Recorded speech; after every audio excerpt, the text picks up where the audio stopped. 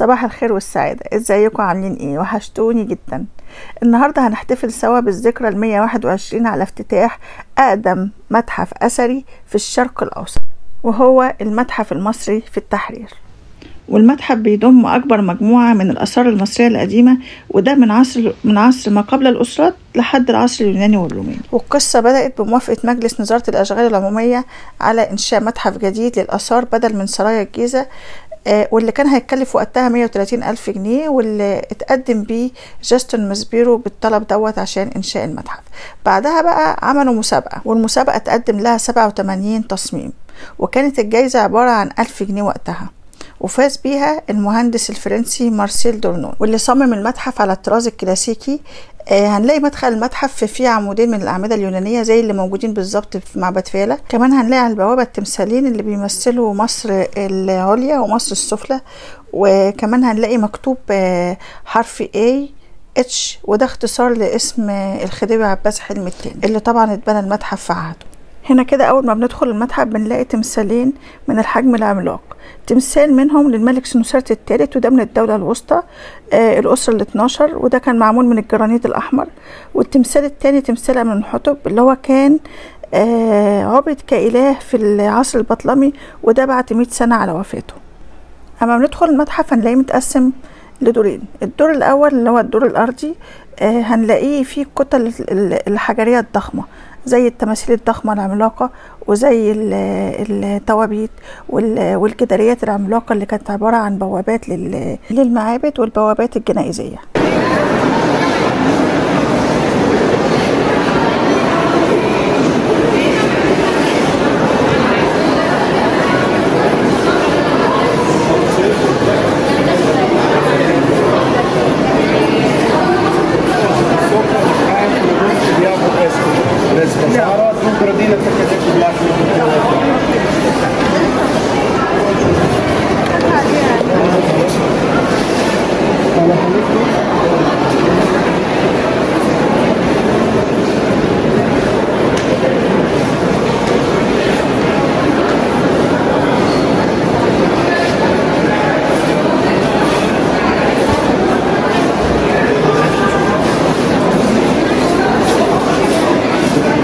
والمتحف في الدور الأرضي متقسم لعصور: عصر الدولة القديمة، وعصر الدولة الوسطى، وعصر الدولة الحديثة. وطبعا زي ما قلت لكم ان هو فيه كل الكتل الحجرية الضخمة اللي فضلوا ان هم طبعا يحطوها في الدور الأرضي. طول ما احنا ماشيين هنلاقي تماثيل ضخمة جدا على حسب العصور اللي موجودة فيها. احنا هنا كده في الجزء بتاع الدولة القديمة، وده كده تمثال لأحد النبلاء. اما ده بقى تمثال للكاهن حتب، وده احد اقدم التماثيل غير الملكية في مصر القديمة من حوالي سنة 2600 قبل الميلاد.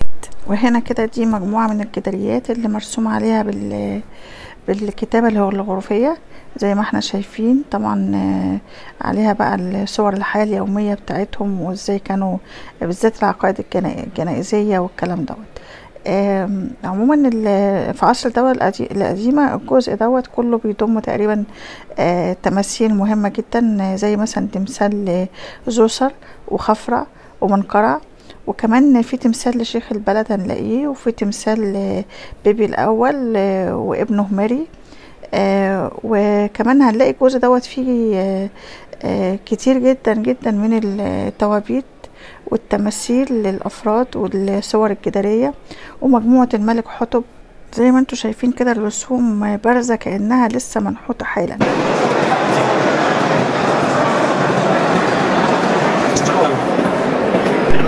وهنا كده دي لوحة نرمر، ودي من أهم القطع الأثرية الموجودة في المتحف، واللي بتحكي القصة كاملة لتوحيد مصر، وبترجع طبعا لعصر الملك مينا أو الملك نرمر موحد القطرين، وهو أول ملك في عصر الأسرات المصرية.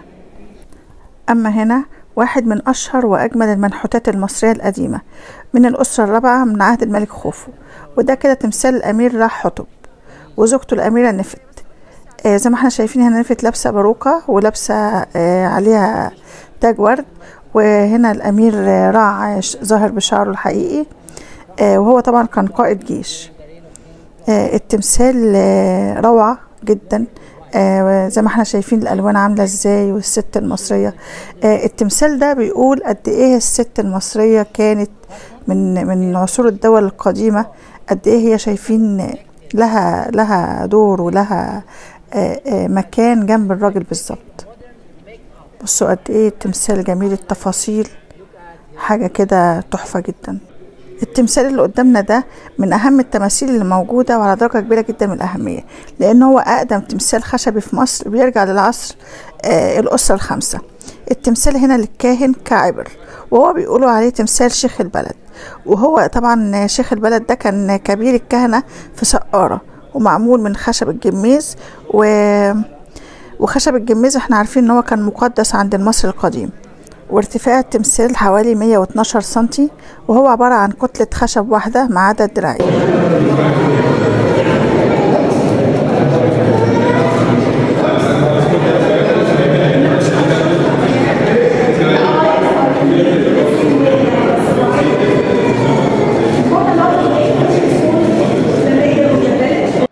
دول هنا كده تمثالين مفهومش نقوش من المرمر المصري، وهي بترمز للقوة والحماية. ودول كانوا من الأسرة الثالثة 2649 قبل الميلاد. ده تمثال الكاتب المصري من أروع وأجمل تماثيل المتحف، وطبعا موجود على 200 جنيه.